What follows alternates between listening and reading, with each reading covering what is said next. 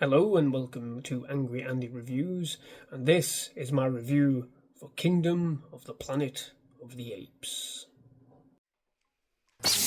Angry Andy. Angry Andy Reviews. Angry Andy. Angry Andy. Angry Andy Reviews. Angry Andy. Angry Andy Reviews. Angry Andy. Angry Andy Reviews. Angry Andy. Angry Andy Reviews. Don't make me destroy you. Kingdom of the Planet of the Apes. Yes, they're still hilariously waffly titles, but they always have been.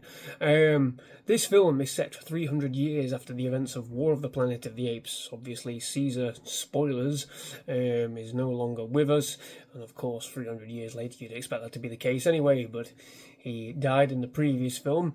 And in this film, apes seem to be living harmoniously in their own little community as humans have been reduced to dullards. They can't speak, apparently, and all seems well. But that's not really the case. A vicious, tyrannical new Caesar seems to have taken up power and utilising the apes strong together symbolism for his own nefarious purposes. A young ape witnesses the destruction of his village, having come across a human, and all goes to shit, basically. He tries to find and locate his family and make things right again, all with the aid of this human who somehow, spoilers again, manages to talk.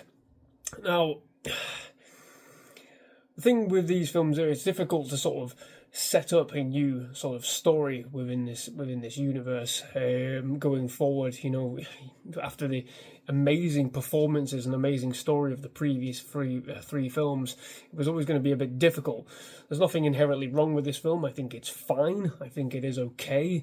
I think it does suffer from a smell of franchise reboot, and it doesn't quite have its own identity yet. All of that seems to be coming in the next one. You can tell right the way through this that there's a sense of maybe, we'll get more in the next one. Cause let's face it, baby, these days, you gotta have a sequel. Ah! Ah! It's interesting, the sort of tale it is trying to tell, almost like what happens when messages and history get polluted by ideology, by somebody else's thoughts, and how it's all corrupted and used for wrong when it should be used for right. And it's interesting in that regard. We were told all the way through the previous three films that uniting apes together was the only way that they survive, and it's used in the opposite effect. It's used for an ape who wants to reign complete control, almost like a fascist control over whole of ape kind, and reducing humans to slaves, and obtaining technology. But again, there's the other side of this, where the humans aren't all as they seem. Some of them do have a vestige of intelligence left. It does tell us in the opening crawl that the virus that wiped out the humans, the ones that survived, were left dumb essentially and couldn't talk. So there is something else going on there. Are the humans starting to rekindle their intelligence? So it certainly seems so, or at least some of them weren't affected by the virus itself. So there's a whole lot going on in this film. It doesn't really carve out its own sort of flavour. I'm not really sure. Whether it's got its own identity yet. Maybe that will come with the sequel, an inevitable sequel, because this film's done really well apparently. The performances are as you would expect. I think what these films are able to do with motion capture performances is next level, and it always has been. Obviously, we had the great Andy Serkis, initially with these films, and it seems to have been passed with a new generation.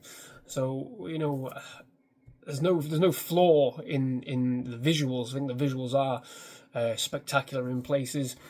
But again, there's some elements, I think, story-wise, that just don't really work in this film. It didn't quite grab me as much as the previous films, and I think that's just purely because it's yet another reboot.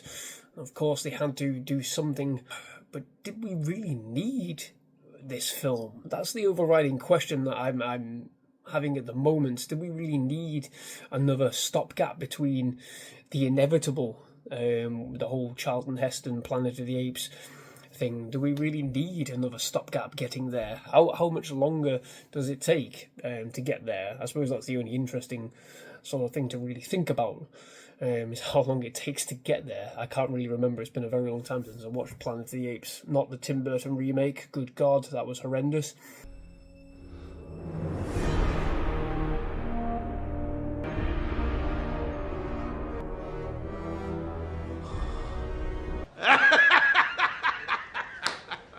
So, really, I think... Did I zone out a few times? Yeah, sadly I did. I don't... It's very not exciting. It's very action-packed in places. Does it really warrant? Does it really justify all of that? I'm not entirely sure.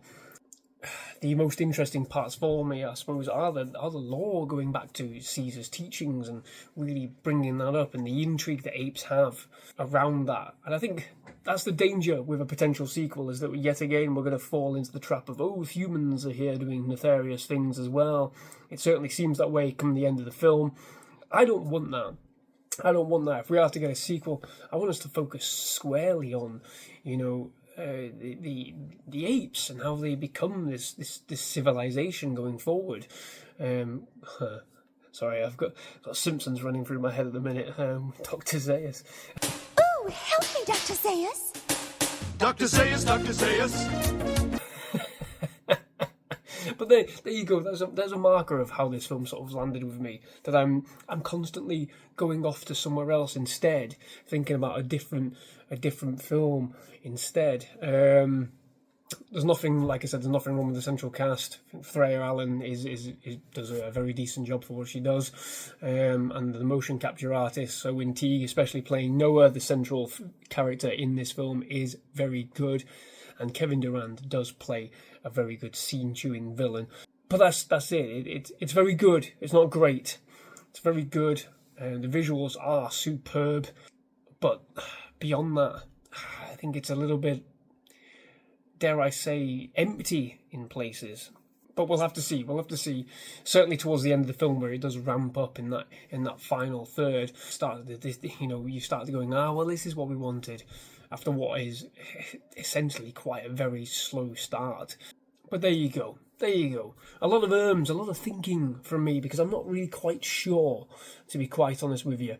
I know a lot of people say, oh, you shouldn't do erms. Well, I am erming because I don't really know what to think about this film. I enjoyed parts of it. I didn't enjoy parts of it. I am firmly in the middle on this one. And I think for that reason, I am going to have to settle at a reluctant 6 out of 10 for me on this film. For whatever reason, it just doesn't quite grab me. But we'll see. We'll see what happens with the sequel, because we are going to get a sequel.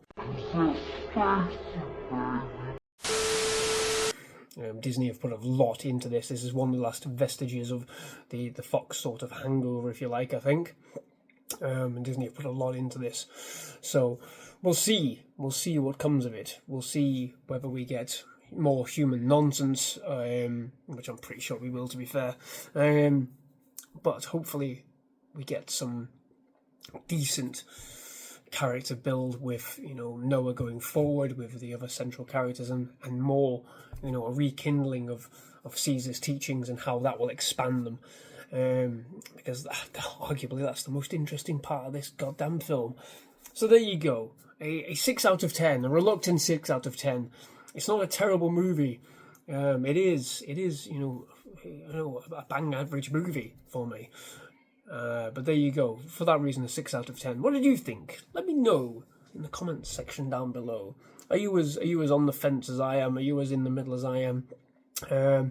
Let me know your thoughts on this film. If you enjoyed this video, please do like and subscribe to the channel for more videos like this. I've had to do it on my phone, this one today, because the camera has decided not to fucking work. Fucking piece of shit. Everything's just falling apart all at once. But let me know. Subscribe to the channel for more reviews like this. Please do like the video and share the channel as well. Why not? With your friends, colleagues, families. Inform them on their birthdays of this channel. Why not? But there you go. Thank you very much. Bye-bye.